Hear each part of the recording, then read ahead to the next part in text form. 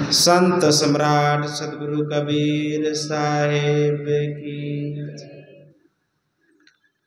ध्यान मूलम गुरु मूर्ति, पूजा मूलम गुरु पदम, मंत्र मूलम गुरुर्वाक्यम, मोक्ष मूलम गुरु कृपा, मोक्ष मूलम गुरु कृपा। गुरु को कीजे बंदगी, कोटि कोटि प्रणाम, कीट न जाने भृंग को, तो गुरु कर ले आप समान। कीट न जाने भृंग को, तो गुरु कर ले आप समान। विश्व वंदनीय संत सम्राट सद्गुरु कबीर साहब,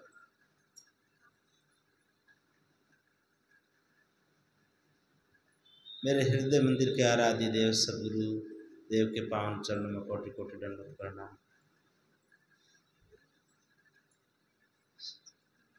व्यासपीठ पे विराजमान परम पूज्य परम वंदनीय श्री साहिब जी के चरणों में कोटि कोटि दंडवत प्रणाम। सत्संग प्रेमी बंधुओं, भक्तिमती माताओं एवं प्यारे बच्चों,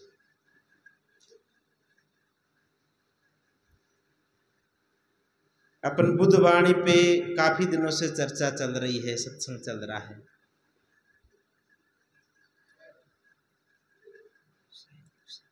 युवराज सिद्धार्थ के जीवन में 4 महत्वपूर्ण घटना घटी और उन्होंने वैराग्य जागृत हो गया, वैराग्य जागृत हो गया और संन्यास ले लिया। अपने पास तो है ही क्या, वो सम्राट थे, कई राज्यों के ऊपर राजा थे, शिरोमणि राजा के राजकुमार थे, परंतु देखो विधाता की लेख और अंदर की जागृति।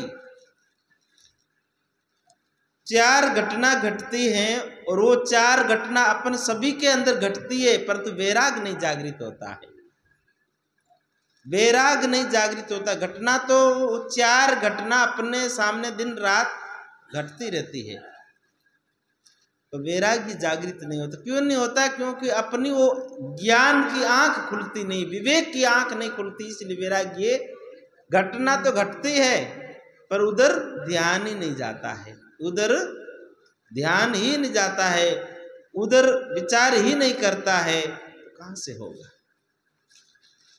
सद्गुरु कहते हैं जागो, जागरण करो, आंख खोलो।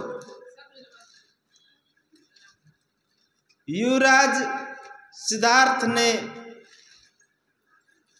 एक रोगी को देखा, दरिद्र व्यक्ति को देखा, बीमार व्यक्ति को देखा और मृतक व्यक्ति को देखा। ऐसे युद्ध में तो एक दूसरे को मारते हुए तो देखा, पर अपने आप वो सोचे अपने आप भी एक दिन मौत आ जाती है बिना बुलाए, और वो निश्चित है सबके ऊपर मौत घटती है। बड़ा गहरा विचार, बहुत गहरा चिंतन हुआ, नींद नहीं ले सके। वो रात काल जू काट रही थी और आधी रात को ही 1.25 महीने का पुत्र राहुल, वो 25 वर्ष की जवान पत्नी यशोधरा, वो वृद्ध माता पिता सबको छोड़ करके संन्यास ले लेता है। अपन न जाने कितने लोगों को, मुर्दों को स्नान करा करा के और लकड़ी देने जाते हैं, अग्नि संस्कार होता है, उठाने में जाते हैं, परंतु ये भूल गए हैं कि मुझे भी जाना है। इस बात को भूल गए हैं कि हम किसी को उठाने में जा रहे हैं, हम किसी के अंतिम संस्कार में जा रहे हैं, हम आज मुर्दे को स्नान करवा दे कर रहे हैं, पर ये तो कल हमारे अंदर भी घटने वाला है। तो सोचता नहीं, हम तो भी यहीं रहने वाले हैं। बूढ़े से बूढ़ा व्यक्ति, रोगी से रोगी व्यक्ति मरना नहीं चाहता है। ऊपर से भले ही कहता है, परंतु अंदर से कोई व्यक्ति मरना नहीं चाहता है। एक बुढ़िया माई थी, बुढ़िया माई हमेशा उठती बैठती थी कि हे भगवान, तेरे घर में क्या कमी है, अरे मेरी डोरी खींच ले, मुझे उठा ले। रात दिन बुढ़िया माई ये चर्चा करती थी। ठंडी का मौसम था, कई ब्याह था, तो घर के सभी लोग शादी में चले गए थे, दादी पोती घर पे थे।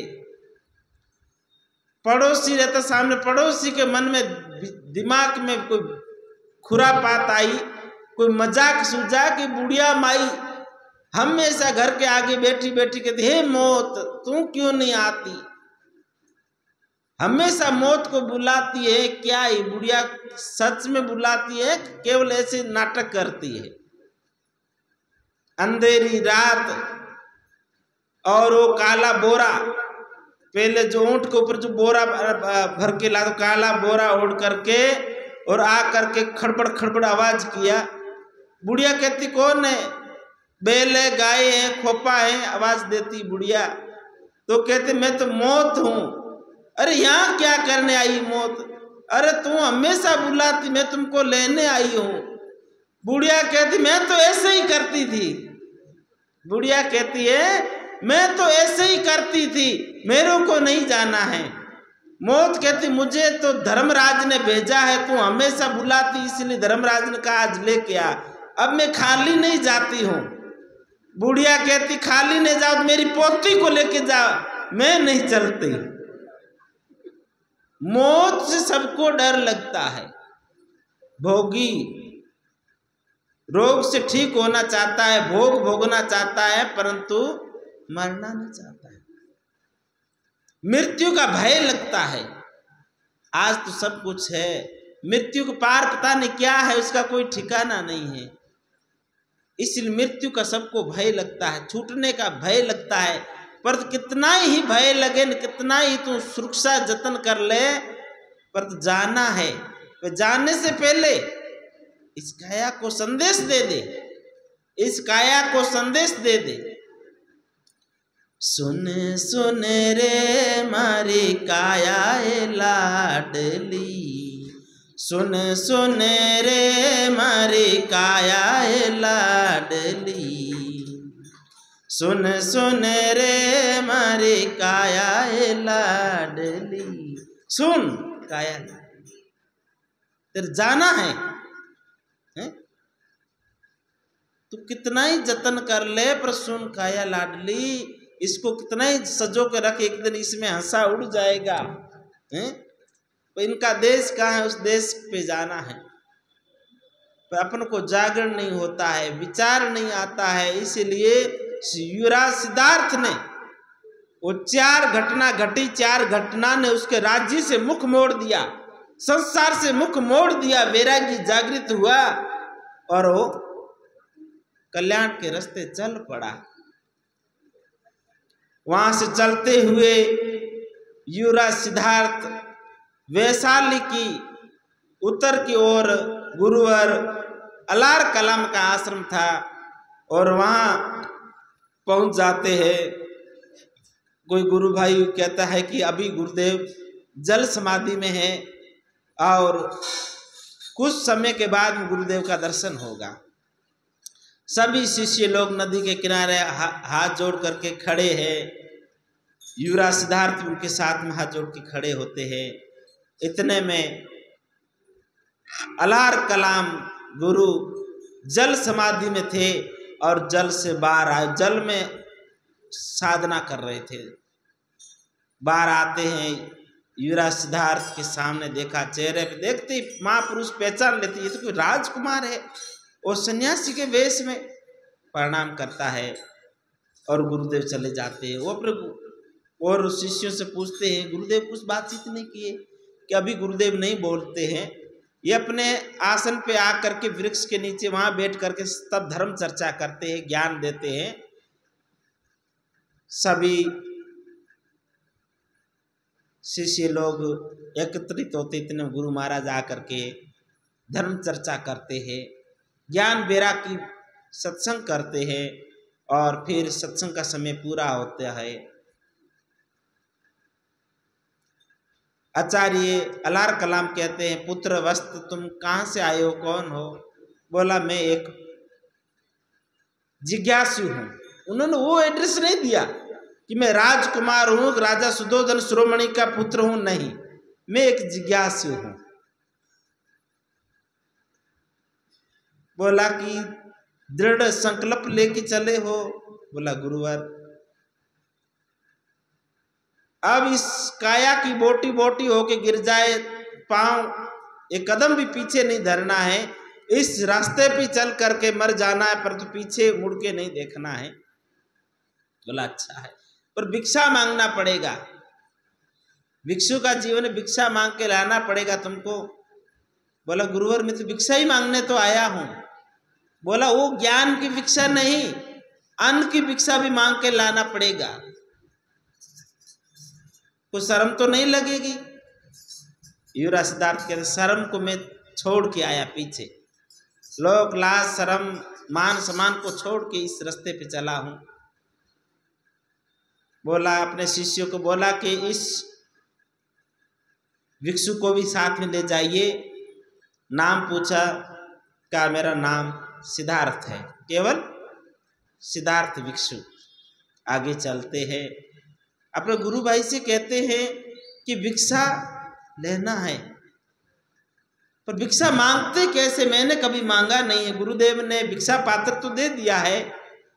तो गुरु भाई कहते हैं कि द्वार पे खड़े होके कहना, पहले दोनों हाथ ऊपर ऊपर करना, ओम भगवते भिक्षाम देहि, पहले दोनों हाथ ऊपर और फिर पात्र का हाथ को आगे बढ़ाना, ओम भगवते भिक्षाम देहि। अच्छा,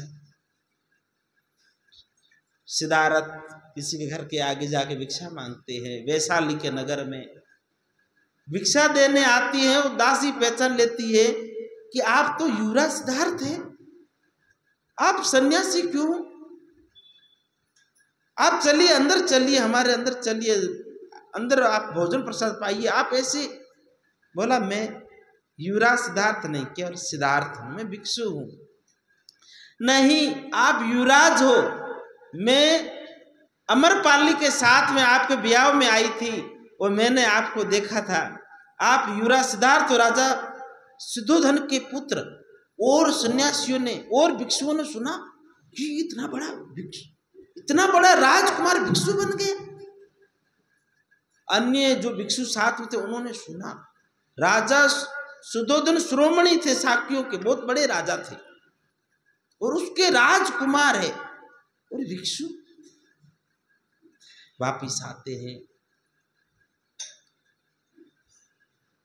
युवराज सिद्धार्थ ने कहा कि ये बात गुरुदेव के सामने नहीं करने का, केवल सिद्धार्थ ही, कुमार छोड़ देना, युवराज छोड़ दिया मैंने, केवल भिक्षु हूं। अन्य अन्य साथियों को बोला, सन्यासियों को बोला। गुरुदेव के आगे आए और कहते हैं मुझे आप ध्यान का ज्ञान का मार्ग बताइए, अपना शिष्य मुझे स्वीकार करिए। आचार्य अलार कलाम कहते हैं कि शिष्य को स्वीकार नहीं करना पड़ता है, शिष्य खुद गुरु की शरण में शरणागति हो जाता है, उसको स्वीकार करने की जरूरत नहीं पड़ती है।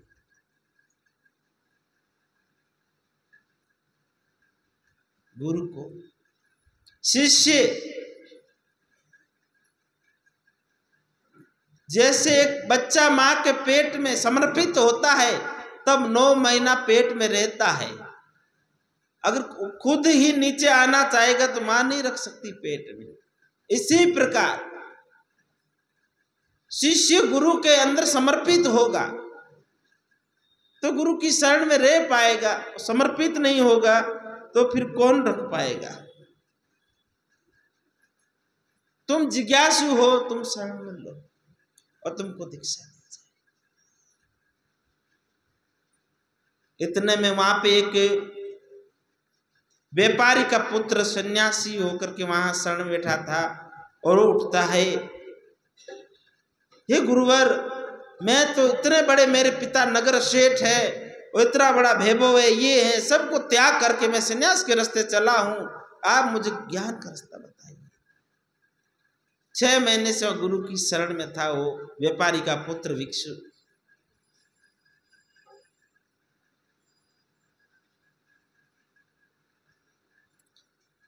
आचार्य अलार कलाम के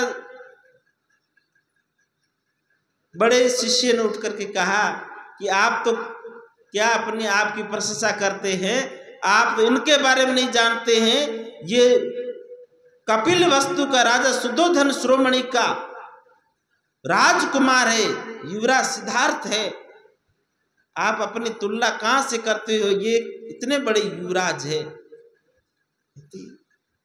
लोग, जिन लोगों ने नहीं सुना था ना, वो लोग सब देखने लगते उनके सामने, कहते हो कोई मन में विचार करते हैं कि लड़ाई हुई होगी, कोई झगड़ा हुआ होगा, पति पत्नी में कोई झगड़ा हुआ होगा, सब आकर के ये सब विचार करते हैं। ऊपर की दृष्टि से देखने वाले बहुत होते हैं। कोई कहते साधु क्यों हुए हैं, लगता है एक आलसी रहे होंगे, कमाने की पहुंच नहीं है। कोई कहेंगे अरे कोई माँ बाप मर गए होंगे, कोई आगे पीछे रहा नहीं होगा तब सन्यासी हो गए हैं। और अरे कोई ठग गए, रे लोगों को ठगता है। लोग अपनी अपनी दृष्टि से देखते हैं, सब लोग अपने सोचते हैं क्या हुआ, क्यों ये सन्यास हो गए। एक इकलौता पुत्र राजा का और राजकुमार सर्वश्रेष्ठ।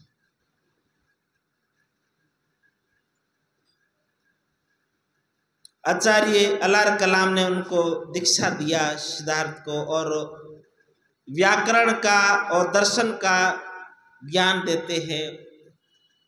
प्रश्न पूछते हैं, वो कहता है व्यापारी पुत्र की ये 3 दिन हुआ है, अभी आया, आपने तुरंत इसको दीक्षा दे दिया। मैं 6 महीने से आपकी शरण में हूं, आपने अभी तक मुझे दीक्षा नहीं दिया, पहले मुझे दीक्षा देनी चाहिए, मैं पहले आपकी शरण में आया हूं। कि नहीं, व्याकरण का ज्ञान देते हैं कि व्यापारी पुत्र भिक्षु, जब जल में धूल मिट्टी के कण हो तो उस जल को कैसे स्वच्छ किया जा सकता है। व्यापारी पुत्र भिक्षु कहते हैं इसे साधारण सी बात है, जल के अंदर धूल के कण है, कुछ समय प्रतीक्षा करिए, धूल के कण अपने आप नीचे बैठ जाएंगे और जल स्वच्छ हो जाएगा, साफ शुद्ध हो जाएगा। आचार्य अलार कलाम कहते हैं सिद्धार्थ तुम बताओ दर्शन शास्त्र के अनुसार कि जल के अंदर धूल के कण इसको स्वच्छ कैसे करें। सिद्धार्थ खड़े होकर हाथ जोड़ के कहते गुरुवर, ये ध्यान साधना का जल है और इसके अंदर काम क्रोध लोभ मोह के ये कण है, रेत के है, और इसको ध्यान के द्वारा वैराग्य विवेक के द्वारा इन कण को बाहर निकालना है। ये जब तक कण अंदर रहेंगे, ये कण स्थिर नहीं होने वाले हैं, नीचे बैठने वाले नहीं, ये काम विकारों के कण हैं।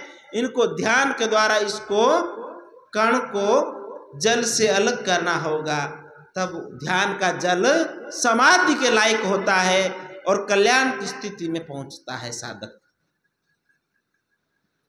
आचार्य अलार कलाम कहते हैं कि व्यापारी पुत्र भिक्षु सुना, तुम ऊपर का जानते हो, भीतर ज्ञान वैराग का रास्ता नहीं जानते हो। तुम 6 महीने से और गुरुकुल में तुमने क्या पाया है वो इस देखो, सिद्धार्थ ने 3 दिन में ये परीक्षा में उत्तीर्ण हुए हैं। सिद्धार्थ को गुरु मंत्र दीक्षा हो जाती है और सिद्धार्थ को ध्यान का रास्ता दिखाते हैं, साधना का रास्ता दिखाते हैं। और ध्यान में इतना संकल्प मजबूत है, और ध्यान करने बैठते हैं तो खूब गहरा ध्यान करते हैं, खूब गहरा ध्यान करते हैं, कई घंटों की समाधि में उतर जाते हैं और खूब साधना करते हैं। पर जैसे ध्यान में बैठते हैं तो भूत भविष्य के विचार सामने आते हैं।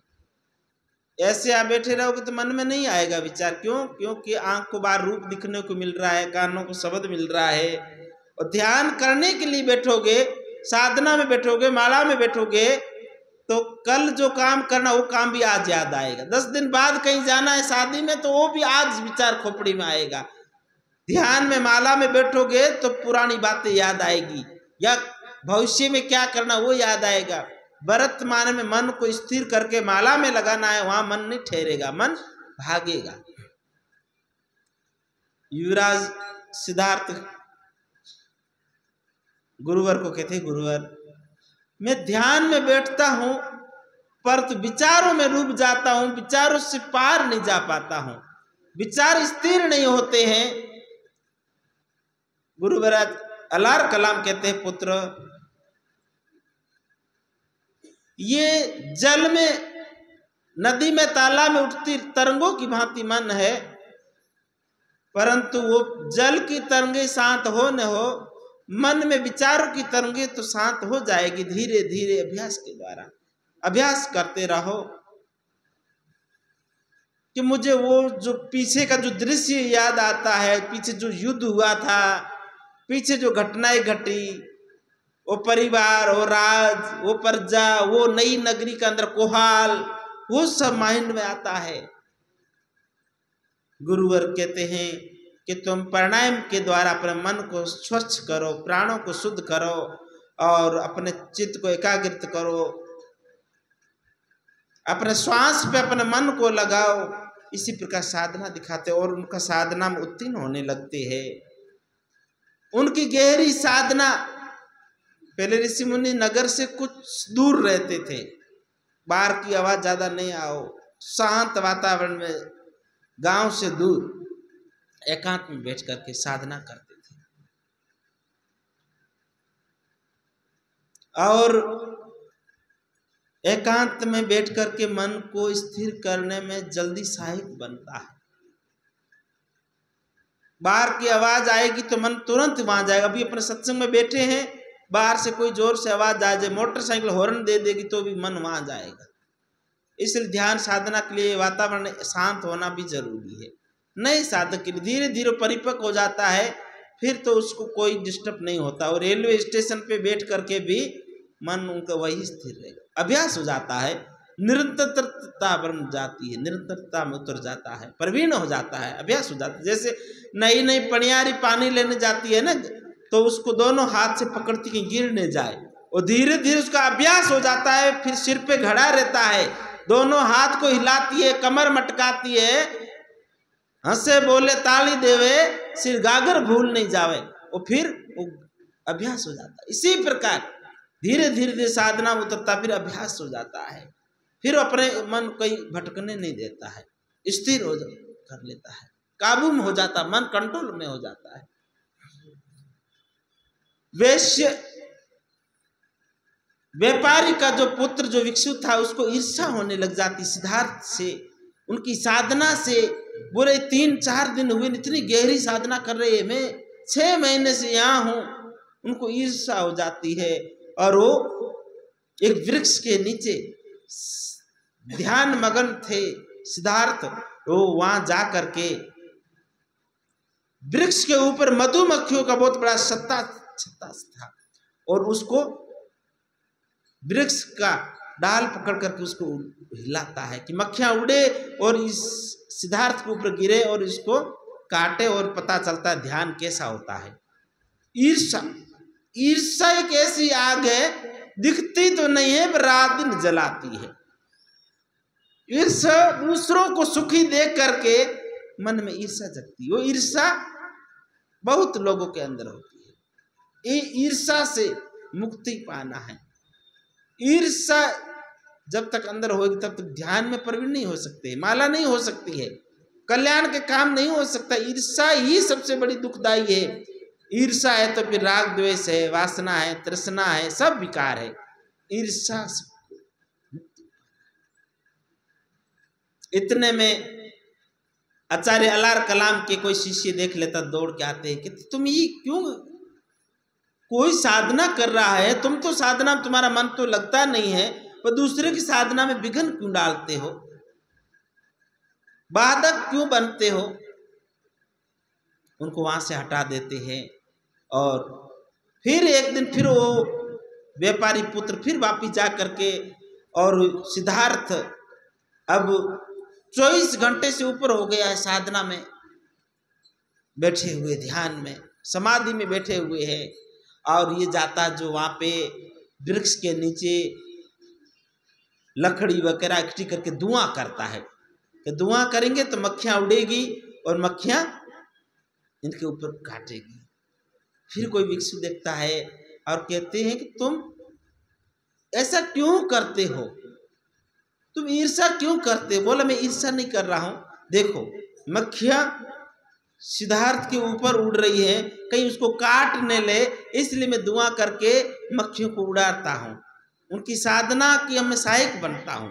मतलब मन को व्यक्ति बदल देता तुरंत, कहीं कुछ करता है कोई देख लेता कि तो आदमी तुरंत कहता नहीं नहीं मैं तो ऐसा करने आया था। अपना अहंकार सत्य को प्रकट नहीं होने देता है, कुछ दूसरी बात को बीच में ले लेता है।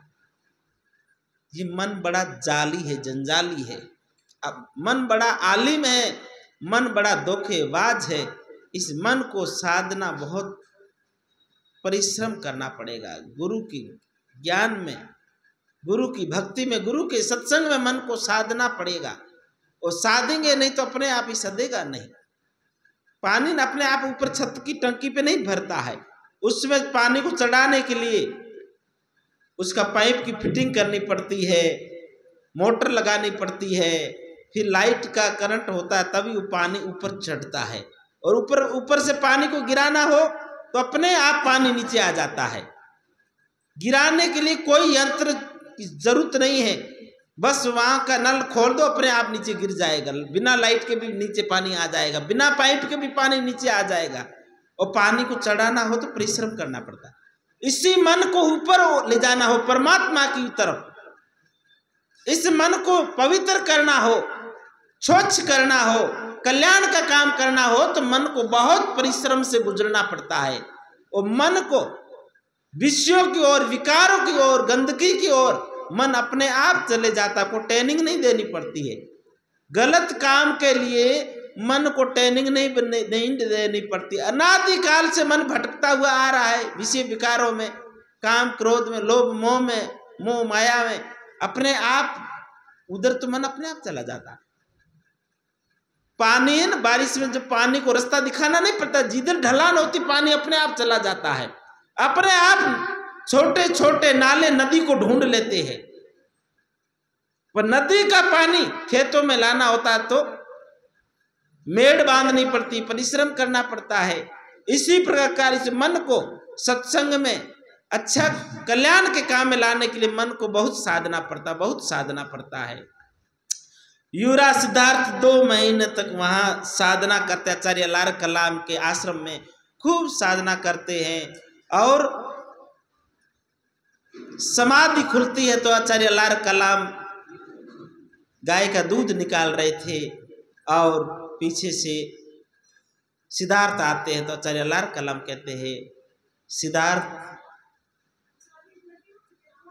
सिद्धार्थ कहते हैं गुरुवर आपने मेरी तरफ देखा भी नहीं, आपको कैसे पता चला कि मैं आपके पीछे आ गया हूं?